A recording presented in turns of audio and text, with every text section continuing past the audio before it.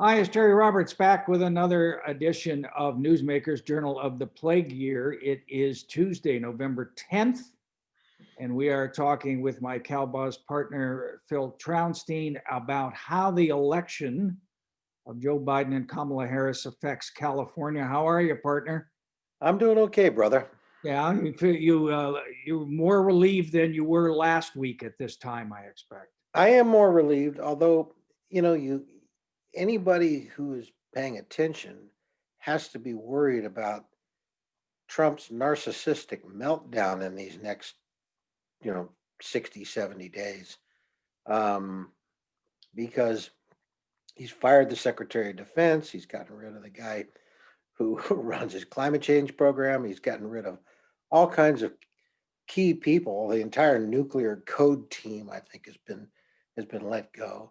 I mean, this is a very dangerous man because everything's about him, and for him to psychologically accept defeat is virtually impossible. He cannot. So he's going to figure out some way to make himself believe that he wasn't defeated, that it was stolen, and it was a matter of cheating.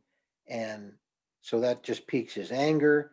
And God knows what we're facing. I mean, Yeah, it's very at this dangerous. point, very dangerous. And I think at this point, the best thing that happens is that 35% of the country, which is to say his Fox News base, ends up believing that he is the rightful president and he's just in exile or something. That's the best case.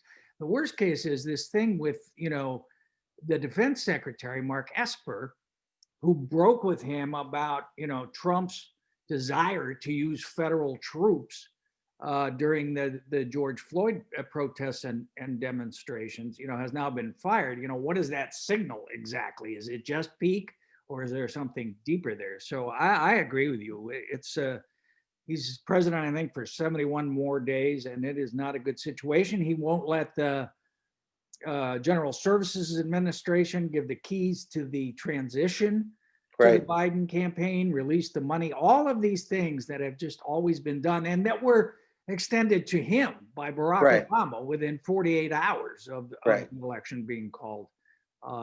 Jerry, I participated. When I had been at the Mercury News for many 20 years, and I was asked to be the communications director for the governor of California when Gray Davis got elected. And I moved into a job that was way more complicated than I expected it to be. But I can tell you that after 16 years of Republican administrations in Sacramento, changing over to a new administration required enormous cooperation from the Wilson administration. Which was Because extended.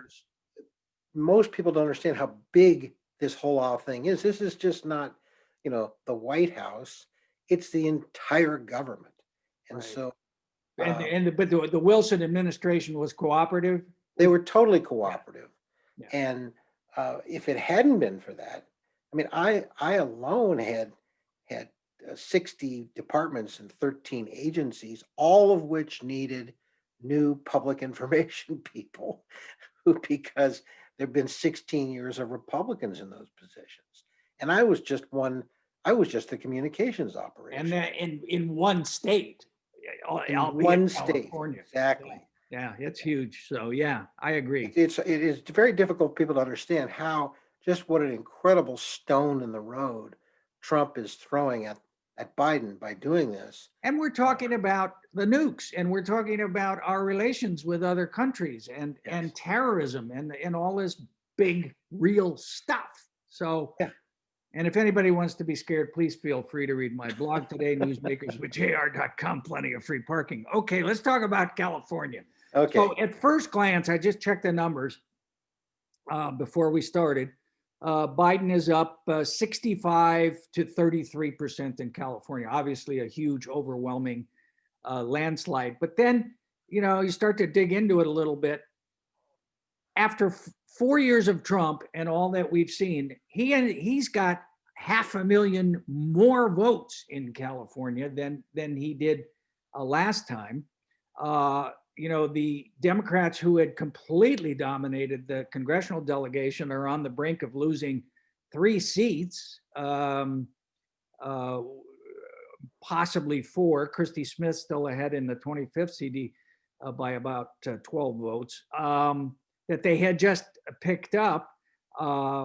And Republican registration, although everybody talks about, how turnout helps Democrats, the Republicans boosted their administration. They passed decline to states. We kind of didn't notice that had happened, but they did a pretty good job about getting out their voters where it mattered in the Valley and in Orange County. There were all these stories about how Orange County was now blue. Well, it's back to being purple, I think, at best, because at least 2 of those Orange County seats are gone. What do you think? Well, I don't want to overstate. Again, it was 65% vote for the president, for Biden, but Was that president? I think you're right. I think you're right. And you know what I actually think? I think Jim Clyburn is right about this, that the call for defund the police was just such a stupid motto to put forth, when almost everybody believes that police resources need to be reallocated in such a way that social services takes over, where instead of badges and guns in certain circumstances. Almost everybody believes that that's a good thing. But to put that under the moniker of defund the police, I think just scared a hell of a lot of people. And the fact that Biden ran ahead of the congressional ticket, Yeah.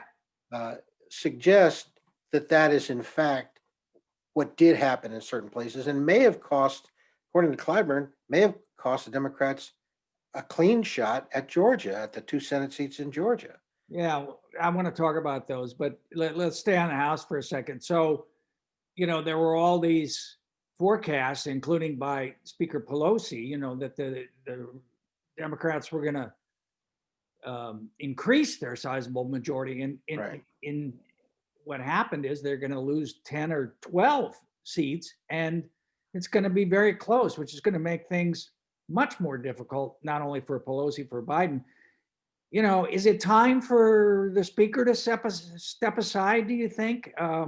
She's already announced she wants to be speaker for 2 more years. I mean, we got kind of a geriatric leadership of Democrats going on. I don't mind age if it doesn't affect performance. And as far as I can see, the performance by Pelosi can't really be faulted. It wasn't her wing of the party that set forth this defund the police narrative. And I think she tried to contain that as best as possible. So, and I think with her fundraising abilities and her leadership abilities, I think Nancy should stay where she is for now. I have some questions about a few of the other older members of the United States Congress. All right, I'm going to read your mind here for a second. And of course, you're thinking of Senator Dianne Feinstein, Phil, who you have abused for years as being older than the Golden Gate Bridge. And, she took a lot of heat from the left wing of the party during the Supreme Court hearings for Amy Coney Barrett. She famously hugged Lindsey Graham, said it was a great hearing and so on. Right now, she's still in the minority. The Democrats, it's tied until we figure out what's going on with those 2 Georgia seats. But you feel that it's time for Dianne to go? Is that what I hear you saying? I do. I think Dianne, if at least, should give up leadership of the Judiciary Committee to somebody who is more energetic, sharper, and more in tune with where the party is. But I don't expect to see Feinstein step down. So what's the most logical thing she could do? Well, she could find some other committee that she's says that she's more interested in spending time on and move on to do that and make it a fairly graceful move of some sort. Well, what is No, it? but Do you think she's lost her marbles, or do you think she does not have the uh, political sensibility for the time? In other words, yeah, I think it's the latter. I think the times have moved past Dianne Feinstein. That they're, as you chronicled over the years, she is a sort of a radical centrist. She is a moderate to her core. She doesn't care who is screwing who in the bathhouses as long as they're asleep by 9 o'clock at night. I think you once said. Um, not exactly, but close enough. close enough. Uh, but it, but uh, it just seems to me that she's lost touch with where things are. For example, if the Democrats have the chance, very slim possibility, but if they have a chance to expand the United States Supreme Court and thereby rebalance the ideology of the United States Supreme Court and avoid this term court packing, I'm not sure she would be for it. I'm not sure that we'd get a vote from Dianne Feinstein to do that. Even if we could convince, even if people could convince uh, uh, Joe Biden that it's the right thing to do. Yeah, let me just push back a little bit because Joe Biden is of the same vintage and politics as Dianne Feinstein. I mean, he was just elected in what is not going to be a close election when all the deal's done. It's going to be a national, very very solid victory. Right. But he comes out of the Senate. He comes from that same bipartisan work across the aisle kind of thing. He's clearly not going to have the kind of majorities where you can jam through stuff. So isn't that type of politics and that ability to navigate that way going to be useful to Biden?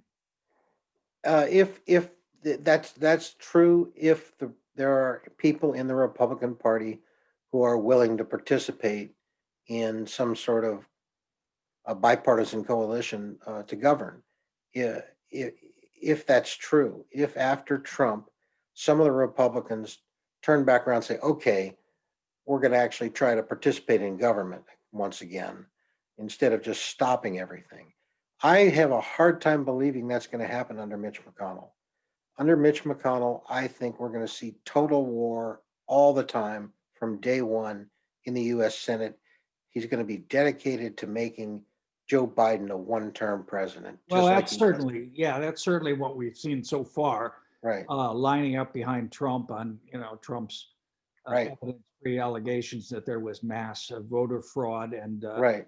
uh, and Kevin McCarthy, another great Californian, doing. So in that case, I think you maybe need somebody who is more like Kamala Harris is to Biden, um, in the seat uh, for the Judiciary Committee.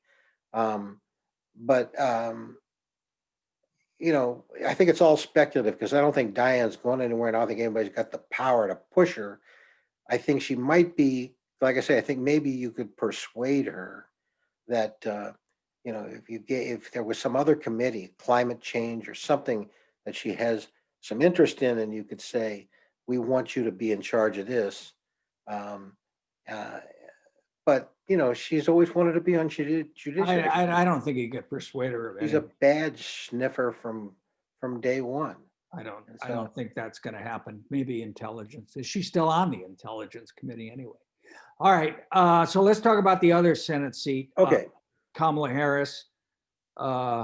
This is a fascinating problem facing um, Gavin Newsom Newsom, I think, because there are so many filling Kamala's seat when she is sworn in as vice president. there's so many conflicting cross currents involved in this. Obviously, if what you wanted to do was simply do a one-for-one exchange and put another black woman in the position, then a Karen smart, Bass, talented, smart, talented, politically politically savvy. Karen Bass is a great choice. She's chairman of the Congressional Black Caucus, former Speaker of the California Assembly. She's 66 years old. She's from LA. She's sharp as a tack. She'd make a great U.S. Senator. On the other hand, let's look at California's population, 40 million people, 72% white, but 39% Latino and 7% Black. And there's never been a Latino senator in modern Never been a California Latino history. senator from California, ever. And so that would be a tremendous historic move by Newsom. Um, it would not satisfy some portion of the California electorate, but as tremendous a force as Black voters are throughout the country, particularly in the Southeast, they're not that huge a force in California politics, whereas Latinos are. And so it seems to me that there's a tremendous logic pressing on Newsom to pick a Latino. And the, I think it was Jerry Brown who pointed out recently that um, if Newsom picks a statewide office holder, if he were to say pick Alex Padilla, the Secretary of State, or Javier Becerra, the Attorney General, both of whom are very accomplished Democratic polls, then he gets to appoint that position as well. He gets Right. He gets two appointments. Well, on the merits, I gotta say, I think Becerra would be the way to go. I mean, he's got years, decades of Washington experience. For starters, remember he was rising in the ranks of House leadership when Jerry appointed him AG, brought him back. He has, and if what you want is someone to be, prosecute against Trumpism, which is not going away, even though Trump is going away. How many suits has the guy filed against the Trump administration? He's certainly steeped in all of those issues where there's a conflict. What has Alex Padilla done? I don't know. He's been a loyal friend and ally of Gavin Newsom for a decade. With the same consultant. And I guess, he's run the elections okay. But, I just, if you look at Becerra's career and what he's accomplished and put it up against Padilla, I don't think there's any choice there. No, I on the merits, I think that's probably correct. But my sources tell me that, and I actually have some of those, that Becerra really wants to run for governor, and that's the position he most wants. And so, staying as Attorney General is a more attractive base than going off and becoming a junior senator if you want to be the governor of California. The other thing is there's some thought, I don't think it's a high probability, that because of his aggressive court stance, that Biden could pick him for Attorney General of the United States. Now, I think there Sally Yates and some other folks are maybe stronger contenders, but my sources suggest that he'd probably rather see somebody else get that Senate seat so he's free to run for governor after Gavin's second term. So that would argue for Padilla, who has Ace Smith as his consultant, as does Kamala, as does Gavin.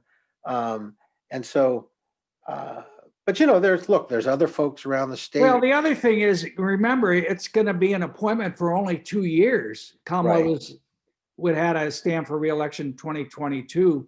Who was that little John Seymour? John Seymour. You don't want to make the mistake that Pete Wilson did when he appointed someone to his own seat. Someone who was basically appointed because he was a close ally of the governor, but was just a terrible, terrible pick and got wiped out by Dianne Feinstein. But Padilla is a statewide office holder. He's run statewide before. He's not a shrinking violet. He's, I mean, John Seymour, if you remember, at a Republican. I remember, you know, when I remember is at the 1992 National Republican Convention in Houston, and the last night of the convention, there was a fire drill at our hotel. And we Yeah. all had to go out, spend the night in the parking lot, and having to stand next to John Seymour in his bunny pajamas is an image that still haunts me today. Yeah. John Seymour famously once said he was describing the terrible effects of the economic collapse and how hard it was for folks in California. And he said, you know, sometimes you got to sell the boat. Title of John Seymour's memoir. Where is he today? All I right. remember our old friend Bill Stahl almost hit the floor when he heard that. Yeah. So, okay, so we got Padilla, we got Becerra, Karen Bass, any other likelies? What about Betty Yee? Well, Your old I friend think, Betty Yee. Betty Yee's potential. Barbara Lee is a potential. The progressive from Oakland, if you want to curry favor, stay with blacks and also put a real progressive fighter in. Well, the only person who voted against the for Iraq War, first Iraq Right. War. Long Beach Mayor Robert Garcia is a possible, but I don't see going to that. go for a Latino male. Why not pick Padilla or Becerra? Tony Atkins is gay. She Representative Tony Atkins, And a great legislator. She's really right. knows how the game is. So Treasurer Fiona Ma is another possibility. Lieutenant Governor Eleni Kunalak. I bet you she ends up with some administration job. She's so yeah. well connected on the money side. If you just looked at pure merit, Adam Schiff would make a great U.S. senator, but you can't pick a white Jewish man from Los Angeles to replace a black Asian woman from Northern California. I just don't. I think it's just not going to work. Yeah. Meanwhile, Gavin is fending off all inquiry about this. Right. Somebody asked him the other day if he, heard from people who wanted that Senate seat. And he said, yes, everyone but you. And that's a pretty good line. I think the reporter said, I'm not interested. And then there's over also the weekend, he's like, hey, have you noticed that the pandemic is raging? I got a couple other things on my mind right now. Well, if you want to have fun, if you really wanted to have fun with it and you wanted to just put somebody in who, if he gave you a guarantee he wouldn't run again, he's just going to be a caretaker, put Jerry Brown in there. Jerry in there. That's the Calbuzz candidate. Because if you just want somebody to get in there and just go in guns blazing on all the key issues, Jerry would do that, and he'd probably make a deal with Gavin. Said, "I won't run again. I'll just be senator." Well, Calbuzz goes for the cranky old man who sprinkles his talk with Latin phrases. So he's always been good. He's always been good to us. So we're for Jerry. We're for Jerry. All right, let's talk about Georgia. And we've got this strange situation where there are two Senate seats, and I think the election is January 5th because they have runoffs in Georgia. You have to have a majority, and both the Republicans are favored. Sonny Perdue and Kelly Loeffler, is that how you pronounce her name? But obviously it's going to be ground zero. Everybody's kind of picking up their equipment and moving down to Georgia. I heard Steve Schmidt on a podcast yesterday saying the Lincoln Project is heading directly there. Nobody's sure how that's going to play out. I would say the Republicans got to be favored in both those, but Biden just won Georgia, so the votes are there. But the question is, can they pivot? Can Democrats pivot quickly enough and also maintain the enthusiasm that they obviously had in and around Atlanta? Well, one thing we have to do is we have to give Stacey Abrams credit. Yes. For running a magnificent registration and get out the vote operation, which she dedicated herself to hook, line, and sinker. And so, but it's Georgia. It's Georgia, but where I think Bob Shrum once wrote, the only thing that's changed here in 100 years is air conditioning. Um, and But I don't think that's true. I no, don't think. it's not really true anymore. He wrote that in I 1980. mean, Biden won the state. Yeah, he won Yeah. it by what's he 12,000 a head or something? But Biden won Georgia. I mean, that's extraordinary. Well, yeah, it is extraordinary. But I think, as Clyburn pointed out, if it hadn't been for that defund the police, he thinks the Democrats would have won both those Senate seats. But that put off so many voters. Biden pushed that away. Biden said he wasn't for that. He separated himself from that very clearly. The I congressional don't, candidates weren't able I to don't do know if that because Warnock or, Warnock or, got on their or neck. Cunningham. I don't know how. I mean, Cunningham had a little problem of his own with his Yeah. with his affair that came out. But But look, that you hasn't. and I talked about this for a couple of weeks before, and we had Florida, North Carolina, Ohio, all as more likely to flip. I mean, than Georgia. I just Right. I didn't see this coming at all. I didn't see it at all either, and which is fine. But I mean, if if if Georgia and Arizona wind up in Biden's camp, and North Carolina and Alaska wind up in Trump's camp, I think the final vote is 306 to 232. 306 is a pretty good number. Yeah. Um, So and what Trump won, he didn't get it because there were two unfaithful electors. So he ended up with 304 actually. right. So that's at least a convincing win. And I think there's so many lawsuits out there. There's a number of 7 or 8 lawsuits out there in various different places, but thus far, none of them have been able to grab any traction. Well, you Um, have, I mean, let's break down the president's legal effort. First of all, you have this guy, David Bossie, who was the author of the Willie Horton ad, who is the quote unquote head of the Trump legal effort, who's not a lawyer, and then is, test positive for the coronavirus yesterday. So that's going well. Then you right, got Rudy, and he's who got has Rudy on. lost his mind standing in front of a porn shop All right. in Pennsylvania with a crematorium next to it, ranting about all of the voter fraud. So, it just doesn't look to me like this is James A. Baker III in Florida in 2000. This operation looks like It's a very undistinguished group of sort of scattershot characters, and I just don't think it's got any purchase. Trump's only hope here, I think, is to try to get something into the federal court system, to get some federal case uh, with enough votes behind it that he can get this thing over to where he can get it up to the Supreme Court.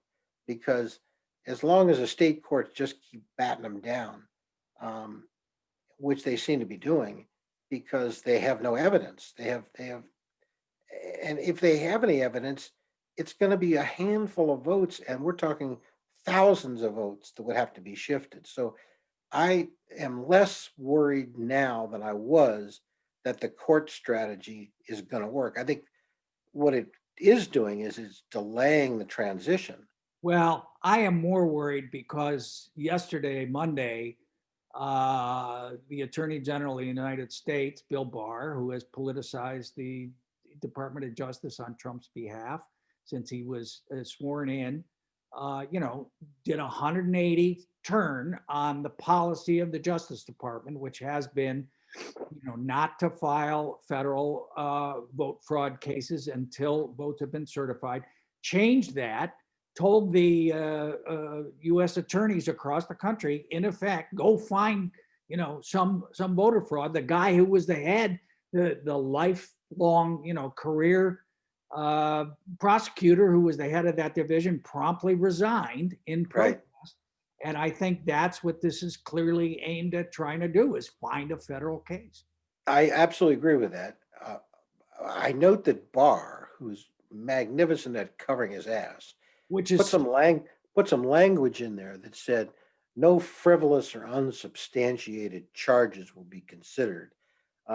So in other words, he was trying to satisfy Trump's desire to send the feds in, at the same time put just enough in there to sort of cover himself uh, in the long run by having sort of an escape clause that says it has to be something substantial before the federal authorities can begin to take a case.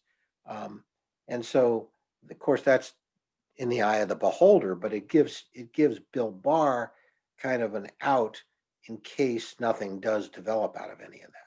Yeah. And I read this morning that Trump world is already bashing Barr for half measures, Yeah, it- right. Because he didn't say just go get them, you sons of bitches. yeah. Yeah. Which All is right. what Let me Trump. just let me go back to Georgia just to close. We're almost out of time, but here's a question. It's really a campaign strategy question. So basically, now we're going to have kind of a reprise of the presidential election in Georgia. I mean, everybody, both sides are going to bring everything they got, Right. and reenact the Gettysburg or whatever it is that they're going to reenact. It's going to be a nationalized election. It's taking place, I think it's January 4th, 5th. I can't remember what the Tuesday is, but it's basically 2 weeks before Joe Biden's inauguration. So how does Biden play this? Does he, he needs a Democratic Senate. Does he put himself out there and say, we got to do this, and become the partisan? Or does he stay back and, try to be above it all, be presidential, and just let what happens? I'm just sort of curious about your thoughts about If what you would advise him. if I were advising him, I'd say go all in. I mean, he ran ahead of most congressional candidates, except in the most gerrymandered Democratic districts, and so um, he's popular. He's popular. People like him. They trust him. Um, and so I think there's no downside. I think with his support, I think Kamala should be very active. I agree. Kamala should just go camp out in Georgia. She should gin up the black vote in Georgia. Um, I think if Bloomberg puts Bloomberg could put $100 million in there, and if he wanted to, he could just pour a ton of money in there, and the Lincoln Project, if it can raise some money, uh, could could have some effect. I would hit hard at sort of um, the patriotic unity that Biden stands for, and social justice that Kamala could stand for, and I'd hit it as hard as I possibly could, because if he gets them, his chance of being a successful president are vastly improved. Yeah, Otherwise, he's going to that's be going to doing get too nothing but. far. I don't even know if he'll ever get he'd ever get a judge appointed to the bench. I'm not No, sure. I'm or not sure. I'm not or a sure cabinet member approved, for Mitch that. McConnell would allow any judge to get appointed. And it's interesting that both those Republicans yesterday called for the Republican Secretary of State in Georgia to resign because Yeah. they didn't believe, so it's like they're eating their own over this Trump world. And Trump is setting up a loyalty test in the Republican Party. Who won the 2020 election? Right. And you're going to have to say Donald Trump won the election. You're not going to, if you want to get anywhere with that substantial base of Fox News, Breitbart, Donald Trump Jr. Instagram world that lives literally in an alternative universe of facts.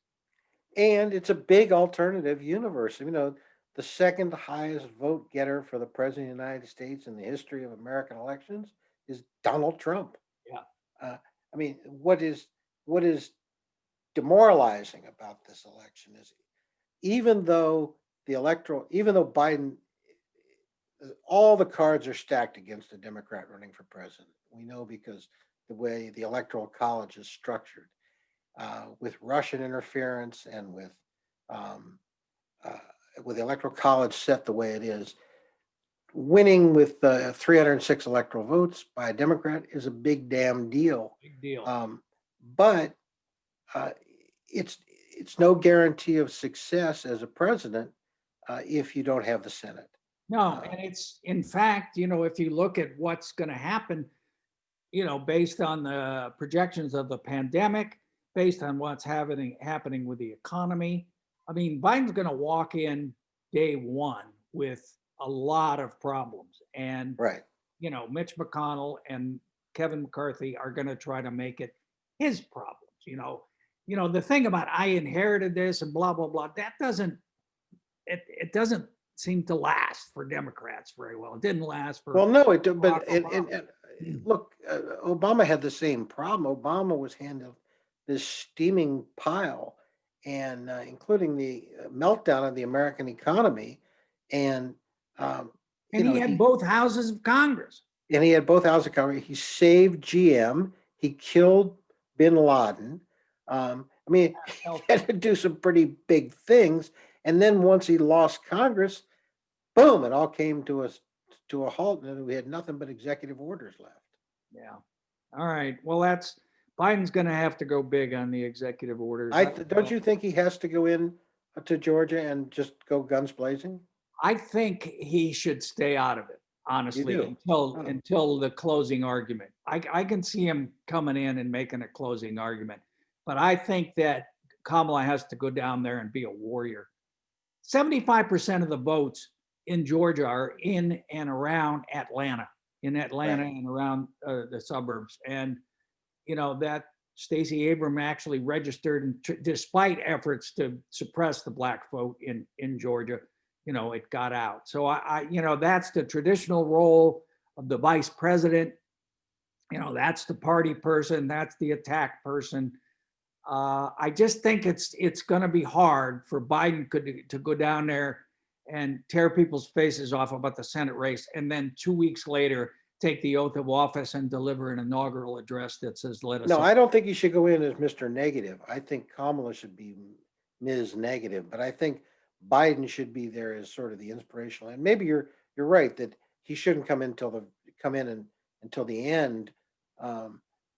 But when he does come in, I think he needs to make it up. It's America the Beautiful. It's Ray Charles, America the Beautiful. That's the Republican theory of the case is going to be, you got to elect us to keep Joe Biden and the socialists from doing their worst. Right. And based on what I heard Steve Schmidt say yesterday, a line of attack on Loeffler and Perdue is both going to be that they're crooks.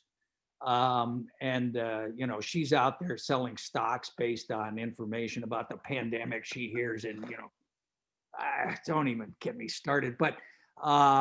But I don't know much about Ossoff or Reverend McCracken, whether they're good candidates or not. Quality candidates always help. So we'll have to see. And what do you think? You got Warnock. You mean Reverend Warnock. Warnock. Yes. Yeah, Warnock. You have to run them as a pair. You can't really say vote for this guy and this guy maybe not. They got to go in behind both. No, I agree. Yeah. It's a nationalized Senate race. Now maybe Joe Trippi might tell us the way to win this thing is just make it about Georgia. Is Trippi playing down there? No, I think he had Lamb. What's his Jones in Alabama again. Boy, that one hurt. 20 points. Yeah. I mean, Trump just, they turned out their voters. I mean, you got it. And I think that's what people didn't see coming. And next time maybe we can talk about some of these polls, why I think the national polls are going to be right on the money. But I think, again, the state polls were just completely wrong. Well, it's very disturbing because they said they had, addressed the issues that they had missed before. But once again, they didn't see the white male vote which, Well, I mean, I think, I don't know if these exit polls obviously at this point are flawed because they're not synced up with the election results, but Biden appears to have gained white males. What Trump picked up black males, yeah, a substantial percentage, not, huge, but enough. And also Hispanics in Florida, Cuban Americans, and Latinos in Texas. and he picked up among non-college white women. Um, Yes. uh, Education is becoming the biggest fault line in American elections, even more, almost as much or more so than race. Urban, rural, and education is, Right. I think, becoming, and I think there's a continuing, obviously, gender gap. I mean, that's very lucky for California, which is A, highly educated, and B, most of the population lives in urban areas along the coast. California is becoming this sort of split state, almost right down the middle, and a little bit up in the north is the only red places, and there's so little population there that that it's not a threat. Which is why the Republicans in California become so irrelevant. Yeah, except they took back the House seats. I mean, Orange County is still up for grabs. Orange Well, County. yeah, yeah, individual cases, but again, defund the police, I think was just a bad slogan. Plus, Darrell Issa back in Congress. Oh, our old friend Darrell Issa, Mr. Arsonist. arsonist and a thug, and but it's always good to have somebody like that to kick around.